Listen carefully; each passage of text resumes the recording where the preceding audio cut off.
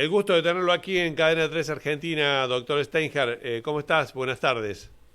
¿Qué tal? Buenas tardes, ¿cómo te va? Muy bien, sos director de planificación productiva de Fundar. Publicás habitualmente mucho material y muy interesante en términos de números que refieren a la realidad social y económica del país en Argendata. Me gustaría, Daniel, en principio, plantearte algunas ideas que me parece que a veces repetimos y que están como encarnadas en la opinión pública y que no necesariamente tienen o no tienen validez científica, esto es, no tienen necesariamente una comprobación. Quizás sí, es lo que me gustaría que vos me cuentes. ¿La Argentina está en un proceso de decadencia desde finales de la década del 60 o esto lo repetimos sin un fundamento verdadero? A ver, depende que llamemos decadencia. Si la decadencia es que el resto nos va pasando, ¿sí? Nos va sobrepasando, sin duda sí, ¿sí? Viene quizás un poco más atrás todavía. Es decir, Argentina en los rankings de todo o de casi todo se va cayendo. Si eso es decadencia, estoy de acuerdo con esa lectura. Ahora, eso no significa que haya decadencia en términos absolutos, ¿sí? No significa que hoy la población viva peor que hace 60 años, ¿sí? Pongo un ejemplo. Hace 60 años, en los años 60 la esperanza de vida promedio de Argentina andaba en torno a los 60 años, ¿sí? Hoy está en 77, es el máximo de la historia. La mortalidad infantil hoy es la menor de la historia. Porcentaje de población que se graduó y que fue a la universidad o que va a la universidad es la mayor de la historia. El consumo kilocalórico de alimentos y la composición de la dieta no parece ser peor que la de los años 60, según los datos de FAO. Entonces, la población es más alta que en los años 60, lo cual supone que se nutrió mejor. Exacto. Entonces, cuando vos mirás eso, yo te puedo discutir que en los 60 se vivía mejor. Quizás en algunas variables sí, por ahí en este momento en Argentina el poder adquisitivo de los salarios es más bajo que a principios de los 70, si querés. Pero cuando mirás muchos otros indicadores, efectivamente Argentina ha tenido una historia de progreso. Lo que pasa es que en el resto del mundo esos indicadores progresaron más rápido. Entonces, por eso es que nos fuimos cayendo en los rankings. Te voy a poner un ejemplo. Voy a ir un poquito más atrás en el tiempo. En 1900, Argentina, el argentino promedio vivía 33 años. La esperanza de vida al nacer era 33 años, en gran medida porque había muchísima mortalidad infantil y en gran medida porque también nos moríamos, aun cuando pasábamos la infancia, nos moríamos a edades tempranas por falta de un montón de tratamientos, por No falta se del había desarrollo de la inventado la salud. penicilina, por ejemplo. Todavía. Claro. Entonces, de 33 años pasamos a 77 de esperanza de vida, subimos 44. Ahora, en Chile, que por ahí arrancaba de más atrás, subió 50 y pico de años la esperanza de vida. Y hoy Chile nos superó en esperanza de vida. En España lo mismo, Corea del Sur lo mismo.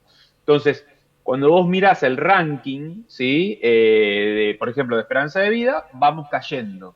Cuando mirás el ranking de PBI per cápita, bueno, ahí es mucho más clara la caída. Cuando mirás el ranking de qué tan educada es la población, también te vas cayendo. No significa, insisto, que la población argentina hoy sea menos educada que hace 100 años. De hecho, hace 100 años, en 1900, vos tenías todavía 30%, 35% de analfabetismo, y hoy es uno, ¿sí? Pero en el resto del mundo, todas esas cuestiones avanzaron más rápido. El acceso a la educación avanzó más rápido. Entonces, para redondear la idea, decadencia en términos relativos, sí, decadencia en términos absolutos, salvo quizás algún que otro indicador, como por ejemplo salario real, quizás uno muy importante, yo te diría que no. Entonces, Daniel, uno podría sintetizar lo que te planteé al principio como lo que nosotros estamos describiendo como decadencia es lo que nos hemos perdido de progresar en todo este tiempo, al mismo tiempo que otros países, algunos vecinos, con casos que conocemos de cerca, como Chile, han progresado más. O sea, nos hemos perdido el progreso en los últimos 50 años. Lo podríamos Fuimos, decir así. aun cuando progresamos, progresamos más lento de lo que podríamos haber progresado. Razón por la cual, en el imaginario, viste que en el imaginario argentino hay algo que es, bueno, Argentina a veces era una potencia hace 100 años, o era un país que le disputaba, si querés, codo a codo, o que la calidad de vida era similar a la de algún país europeo, y era el país más desarrollado de América Latina. Eso para lo que era la época, es cierto, y bueno, Europa o mismo América Latina progresaron más rápidamente que Argentina. Entonces, Argentina sigue siendo un país más desarrollado que América Latina, pero esa brecha se ha ido achicando. Incluso algunos países nos han ido superando dentro de la región. Y Argentina históricamente tenía indicadores sociales muy superiores a Chile o a Uruguay. Bueno, con Uruguay era parejito, que Chile sí era más alto los indicadores de vida, y Chile ahora nos pasó en prácticamente todos los indicadores. Y Uruguay, con el que estábamos medio palmo a palmo, a veces Argentina un poquito por arriba, a veces Uruguay un poquito por arriba, también nos ha ido sacando alguna ventaja. Entonces, eso sí te habla de como un país que se fue quedando atrás. Imagínate que vamos de Buenos Aires a Córdoba en una carrera de autos, y bueno, los otros autos nos van pasando. No es que Argentina no va acercándose de Buenos Aires a Córdoba, por ahí va acercándose, pero los otros te van pasando y te vas quedando atrás de esos autos. Es un poco eso la historia del desarrollo argentino.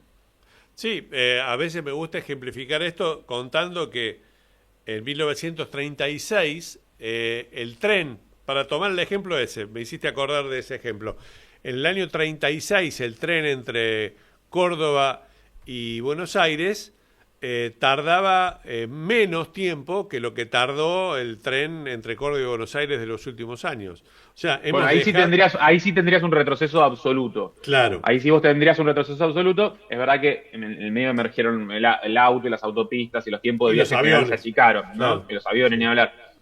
Pero de todos modos es eso. O sea, yo diría, la historia argentina no es una historia de empobrecimiento, subrayo, relativo frente a los demás, no absoluto, ¿sí?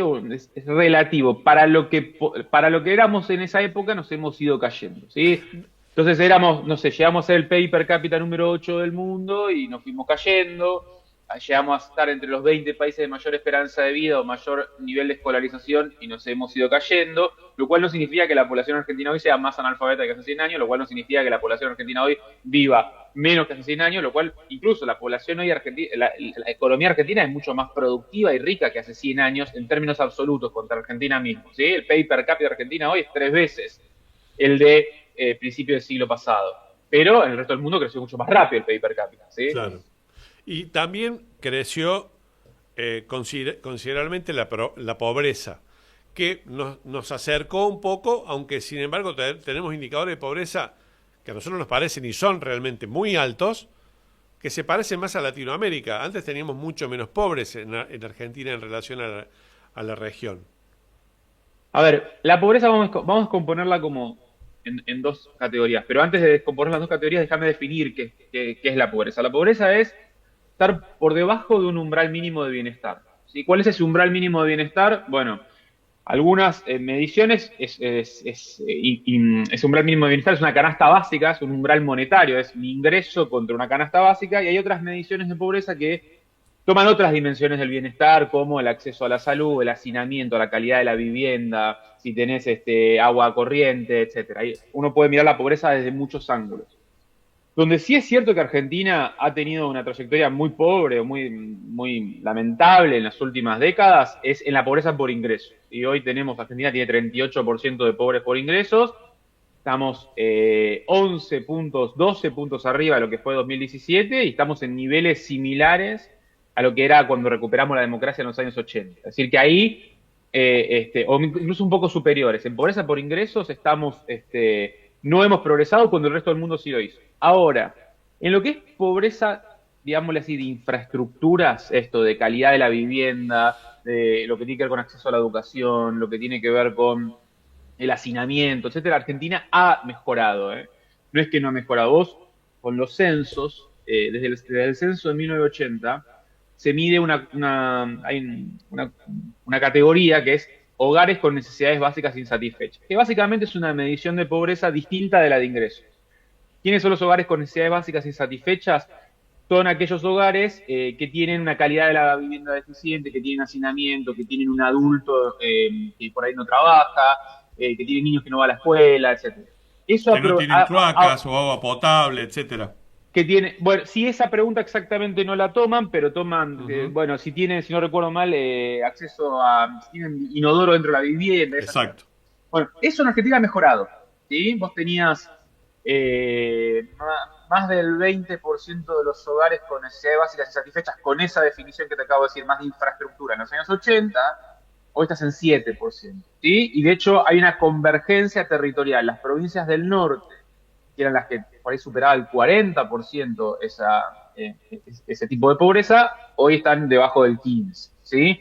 Entonces, ahí, o sea, ¿qué te quiero decir con esto? La calidad de la vivienda, llamativamente y contraintuitivamente, por ahí por el aumento de villas de emergencia, ha ido mejorando en Argentina. Lo que yo siempre digo es, ojo, tiempo atrás vos tenías mucha más gente que vivía en el campo, y esa gente que vivía en el campo vivía en rancho, ¿sí? Vivía sin acceso a la electricidad, Exacto. sin acceso a las comunicaciones, con hacinada, ¿sí? Y ahora por ahí parte de esa pobreza, parte de esa gente que vivía en el campo, migró a la ciudad, una parte por ahí se integró más como clase media, pero una parte muy relevante no se logró integrar como clase media y forma parte de las periferias de las grandes ciudades argentinas en asentamientos o barrios populares o villas de emergencia. Entonces, pero no significa que esa población antes viviera mejor necesariamente, porque si no, no podríamos explicar por qué ha ido mejorando esa pobreza estructural en términos de infraestructura, ¿sí? Entonces, para resumirte la pregunta, en pobreza por ingresos, Argentina claramente no tuvo una buena trayectoria, ha sido extremadamente volátil y la pobreza por ingresos ha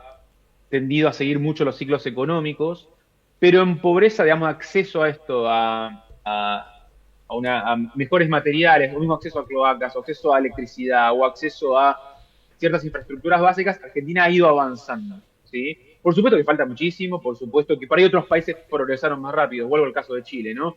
Chile por ahí ha logrado mejoras de infraestructura para la población más rápidamente que Argentina, y si estaba más rezagada 40, 50 años atrás, hoy está más avanzada. Pero eso no significa que hoy Argentina tenga más hacinamiento que hace 40 años. No lo es así. De hecho, las familias en Argentina, el tamaño promedio de los hogares ha caído muy fuertemente. Por varias razones. Una muy importante es que ha caído la natalidad. Mucho. Exactamente. Como cayó la natalidad, los hogares son más chicos. Y bueno, no es que... y el tamaño de los hogares, o sea, el tamaño de las viviendas no se achicó proporcionalmente a lo rápido que se achicaron los tamaños de las familias. Entonces vos por eso tenés que antes era mucho más frecuente tener 3 personas por cuarto y hoy es mucho más infrecuente. Entonces, en ese sentido, usted es una historia de progreso. Vuelvo a lo que vengo diciendo. En términos relativos, Argentina se cae contra todo lo demás, ¿sí? Los demás progresan más rápido. Pero en un montón de indicadores, Argentina no tiene una involución absoluta. Ha progresado mucho más lentamente de lo que hubiéramos querido. Déjame que le diga a los oyentes de Cadena 3 que estamos hablando, por si recién se suman al programa, con Daniel Steinhardt, que es doctor en sociología, director de planificación productiva de Fundar y también publica datos muy interesantes en Argendata. Yo les recomiendo que lo sigan en X y en otras redes sociales, porque hay información siempre muy interesante que permite entender desde las estadísticas realidades que nos tocan muy de cerca. Daniel, ¿hay una Argentina o hay varias Argentinas en términos de desarrollo social, económico, productivo? ¿Esas Argentinas son muy diferentes entre sí? ¿Tienen puntos en comparación? ¿Las grandes ciudades se han empobrecido en relación al interior tradicionalmente pobre del país, como en el norte argentino? Son varias preguntas a un mismo tiempo. Muy buenas preguntas, Sergio. Déjame agregar una cosita por ahí para la audiencia. Argendata es un proyecto que tenemos en Fundar, es una web, argendata.fund.ar, que es una web donde hay un montón de datos explicados sobre Argentina, sobre muchas de estas cosas que venimos charlando, sobre la pobreza, la desigualdad, el crecimiento, el desarrollo en general, sobre el agro, sobre la minería, sobre el software, sobre distintos sectores productivos. Vamos explicando cómo es Argentina, cómo evolucionó y lo tratamos de hacer con la mayor rigurosidad posible. Dicho esto, respondo a la pregunta. Datos sí, muy jugosos, yo les recomiendo seguir, insisto, les recomiendo seguir, porque son datos muy interesantes y muy claros de entender para los legos como mi caso. Sí, perdón, Daniel. Gracias. A ver, vamos a la pregunta que me hiciste. Claramente Argentina tiene grandes desigualdades, vos las puedes ver de muchas índoles y unas son las territoriales, ¿no? Para que te des una idea, Sergio, la brecha que tenés de PBI per cápita entre el distrito más rico, que es Cava, y en las provincias más pobres, que son Misiones, Formosa y Corrientes, es de 6 veces, ¿sí? Para que te des una idea, un país europeo, siempre que se habla de altas desigualdades en Europa se habla de Italia, en el norte y el sur, En Italia no llega a 3 veces la brecha entre la provincia más rica, alguna del norte, y la más pobre, alguna del sur. En Argentina es de 6 veces. Y para que te des una idea, Cava tiene un PBI per cápita parecido a Estados Unidos, mientras que Misiones, Corrientes o Formosa tienen un PBI per cápita parecido a Vietnam o a Sri Lanka, que son países de Asia que son mucho más pobres que Argentina. Dicho de otra manera, el PBI digamos, siempre que uno mira un dato agregado hay desigualdades. Uno mira el PBI per cápita de Argentina y en realidad cuando vos haces doble clic sobre eso aparecen esas heterogeneidades. Entonces, Argentina tiene un PIB per cápita de unos $27.000 aproximadamente, Cava 80.000 y Misiones, Formosa, Corrientes 13.000 nomás. Así que hay grandes brechas territoriales. Vos tenés en Argentina, vamos a tratar de hacer un poquito más jugoso el análisis. Después de Cava, que es un distrito muy rico, tenés las provincias patagónicas, ¿sí? Tierra del Fuego, Neuquén, Santa Cruz, Chubut, son distritos bastante más ricos que la media nacional. Digo, Neuquén ahora está teniendo un boom con Vaca Muerta. Hoy Neuquén tiene el PIB per cápita de Alemania, ¿sí? Claro. No significa que tenga la calidad de vida de Alemania, ojo, porque la desigualdad en Argentina y en Neuquén es mucho más grande que en Alemania. Entonces, obviamente... El volumen total de lo que produce dividido la cantidad de gente que vive. La gente no necesariamente... Claro. Vive, no tiene un pozo de petróleo en la casa. Exactamente. Entonces, pero en PIB per cápita lo que produce por habitante Neuquén es similar a lo que produce por habitante Alemania, en términos, si vos lo veis en valores monetarios. Santa Fe, Córdoba son provincias un poco más ricas que la media nacional. Para que te des una idea, Sergio, Santa Fe y Córdoba tienen el PIB per cápita de Uruguay o Chile. Como veníamos diciendo hace un rato, hoy están un poco por arriba de Argentina en su prosperidad. Y después, bueno, el resto de las provincias está por abajo. Las 9 de las 10 más pobres son del norte, ¿sí? Ya te venía diciendo Misiones, Corrientes, Formosa, Tucumán, Salta, Jujuy, Chaco, Catamarca, La Rioja. Son todas provincias notablemente más pobres que la media, y cuando vos agarras prácticamente cualquier indicador social, eso se refleja, ¿no? En pobreza por ingresos, se refleja en esto, hogares deficientes, en acceso a distinto tipo de servicios públicos, en la población es menos educada en términos promedio, con lo cual hay efectivamente varias Argentinas. Hay digámoslo así, el norte grande tiene condiciones de vida mucho más parecidas al promedio de los países latinoamericanos, más parecido a Brasil, más parecido a Perú, más parecido a Colombia. La región pampeana tiene una calidad de vida más parecida a los países más ricos de la región, como Chile y Uruguay, y las provincias patagónicas y Cava tienen ya niveles, digamos, por lo menos de PBI per cápita, mucho más parecidos a países desarrollados, ¿sí? Entonces, y lo que es para tener en cuenta, Sergio, esas brechas no se han ido reduciendo a lo largo del tiempo. Es un dato muy importante. Salvo la Patagonia, ahora voy a hacer un doble clic. Rebobinemos para atrás, vamos a 1895. Que es la primera estimación que tenemos de PBI de las provincias.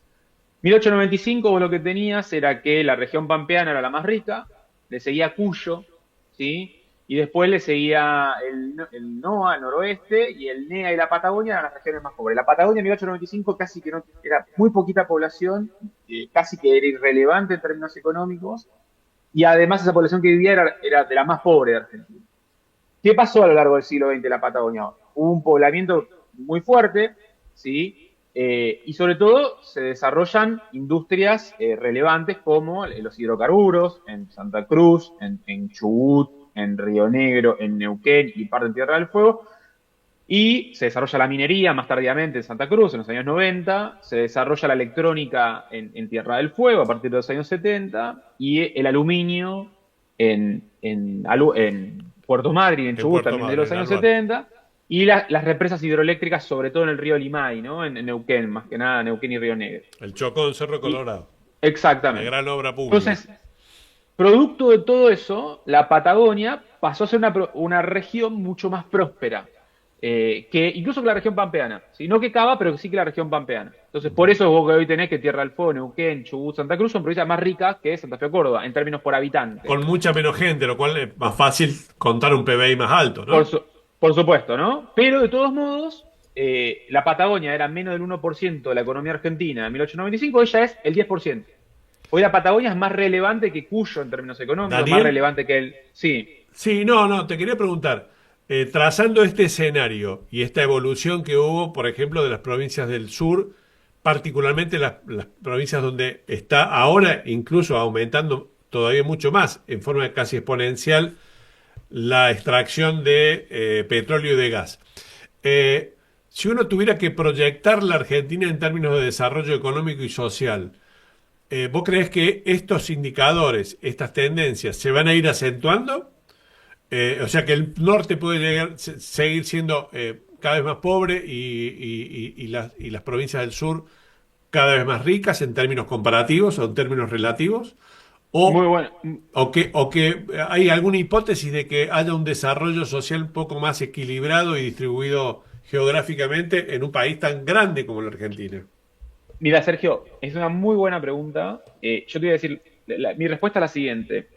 Si vos mirás cuáles van a ser los sectores que probablemente más muevan la aguja del desarrollo productivo en los próximos 10, 15 años, son el Vaca Muerta, ¿sí? Que es Neuquén, más que nada, y la minería, ¿sí? De litio y cobre. ¿Quiénes son las provincias ¿En qué provincias tenés más potencial de litio y cobre? Básicamente San Juan, Catamarca, Salta, Jujuy, ¿sí? Hay que ver La Rioja, Mendoza, que fueron dos provincias tradicionalmente antimineras, que ahora están empezando a dar sus primeros pasos de querer fomentar la actividad, pero viene mucho más lento, ¿sí?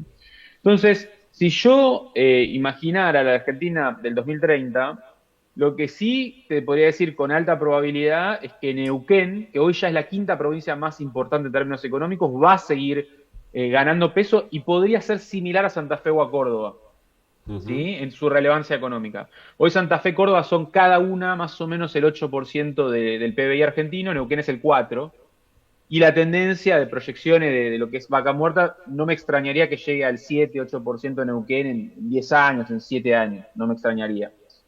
Eh, y después tenés las provincias cordilleranas, como las que te mencionaba, Salta, Jujuy, Catamarca, San Juan, que si efectivamente se logra viabilizar la minería todavía es más una promesa que una realidad, a diferencia de Vaca Muerta, que es una realidad. Pero si eso llegara a ocurrir, ahí vos tendrías un cambio importante en la geografía económica argentina, porque provincias que históricamente fueron pobres, como las que te acabo de mencionar, particularmente estas tres del norte, perdón, de Salta, Jujuy y Catamarca, van a empezar a tener mucho más actividad económica y recursos. Que lo aprovechen, ahí hay un gran desafío, ¿no, Sergio? Que es siempre que vos explotás un recurso natural no renovable, la clave es que vos inviertas esa renta para generar la estructura productiva del mañana, porque vos no vas a Exacto. tener minería para siempre, no vas a tener hidrocarburos para siempre, porque un día se te va a agotar el recurso. ¿En qué te vas a gastar la Entonces, plata excedente que exactamente. generas? O te la vas a gastar esos recursos en gasto corriente, que no sé, en subir la nómina de empleados públicos, no es muy sostenible. Ahora, te vas a invertir esos recursos en invertir en mejorar la educación, en rutas, en ciencia y tecnología, y bueno, ahí vos estás sembrando prosperidad del mañana. Entonces, el día de mañana, cuando esas provincias, digo, en 40, 50 años, si no tienen más minerales, no tienen más hidrocarburos, bueno, probablemente si invierten en educación, en infraestructura, en desarrollar nuevos sectores productivos, van a haber hecho una, una transición Daniel, virtuosa hacia la sí. sostenibilidad. Sí, Nos hemos pasado por alto la gran provincia que tiene la Argentina, que es la provincia de Buenos Aires, vive casi 38% de los argentinos. sí. Ahí hay, desde mi punto de vista, te lo hago más como pregunta que como afirmación. Yo veo, hay dos provincias de Buenos Aires. Una que se parece a la suma de Buenos Aires, de Santa Fe y Córdoba, que es el interior rural de la provincia de Buenos Aires, y que tiene también el mar, nada más y nada menos. Y la otra es la provincia del conurbano. ¿Hay dos provincias o hay más de dos provincias en Buenos No, Aires? está bien. A ver, te diría, si la provincia de Buenos Aires, claramente, el interior de la provincia de Buenos Aires, vos mirás los indicadores sociales, el PIB per cápita, en general se parece mucho más a Santa Fe, Córdoba, La Pampa, ¿sí? Y después el conurbano, en promedio, tiene indicadores sociales que son más parecidos a una provincia promedio del norte. Que en realidad, digo, a ver, producto de que el norte fue históricamente menos Pobre. desarrollado que el resto, se producen migraciones internas, ¿sí? El conurbano es parte de ese proceso, ¿no? O sea, no hubiera existido conurbano como lo conocemos hoy si el norte hubiera sido hubiera sido más dinámico en términos económicos, ¿no? O sea, eso es difícil de entender.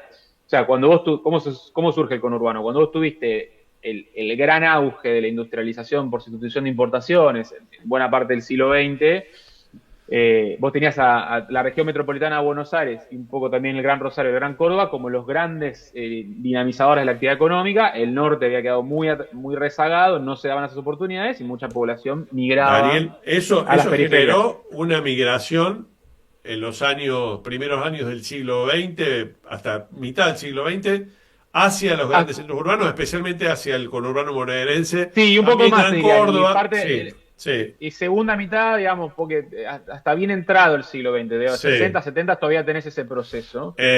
No, te quería Y preguntar, ¿cuánto tardaría la Argentina en desarrollarse en términos ideales, eventualmente ideales, en generar una contramigración, una migración hacia el interior productivo del país? qué buena pregunta. Yo te diría, a ver, Argentina tiene hoy un PIB per cápita, como te decía anteriormente, de unos $27.000, ¿sí? Aproximadamente, que es, si querés, la mitad de los países desarrollados. ¿Sí? Los países desarrollados promedio 55.000, Argentina unos 27.000. Si Argentina lograra crecer el 3% por año durante 20, 25 años, no te cabe la menor duda de que la realidad sería otra. ¿Sí? No te digo que seríamos como hoy los países desarrollados, pero no estaríamos tan lejos. Por supuesto que hay una cuestión, no solo se trata de crecer, sino también de cómo se distribuyen los frutos del Claro. crecimiento, ¿no? El desarrollo, en definitiva, es crecimiento por desigualdad, ¿no? O sea, Ujú. entonces, si yo crezco, bueno, en los años 90 vos tuviste un gran crecimiento, pero un empeoramiento de la desigualdad, entonces no hubo mejoras palpables en la calidad de vida para mucha gente. Ahora, si vos tenés crecimiento con una mejora de la desigualdad, como ocurrió en América Latina en 2003-2013, los indicadores sociales pueden mejorar muy rápido. Mi estimación es que si vos creces al 3% durante 20 años, la pobreza en Argentina puede ser de un dígito en menos de 20 Ujú. años. ¿Sí? Y podés tener una calidad de vida similar al de un país como España. Ujú. ¿Sí? No estamos tan lejos de eso. Pero por supuesto que va a depender mucho de la forma en la que se produzca ese crecimiento. Si vas a invertir los frutos de ese crecimiento en generar infraestructura para que el conurbano o lo mismo las periferias de las grandes ciudades se vuelvan áreas mucho más vivibles, o si simplemente es un crecimiento que, bueno, que se lo apropian algunos, los sectores medios y Sí. altos y no derrama nada para abajo, ¿no? Pero, Daniel, sí, sí. perdón, no, se nos terminó, la verdad, lamentablemente me quedaría un rato largo hablando con vos, pero se me terminó el tiempo, se nos terminó el tiempo. Tengo que hacerte el último pedido y seguramente vamos Vale. a retomar esta conversación en algún momento con toda seguridad. Te quería pedir que le recomiendes un libro a los oyentes de Cadena 3. Muy, te vengo diciendo que haces muy buenas preguntas y esta es una más. Hay un libro que a mí me voló mucho la cabeza que se llama Armas, Gérmenes y Acero, de un biólogo norteamericano llamado Jared Diamond. ¿Sí? Ese libro es del 97, trata de entender por qué Europa conquistó América y no fue a la inversa.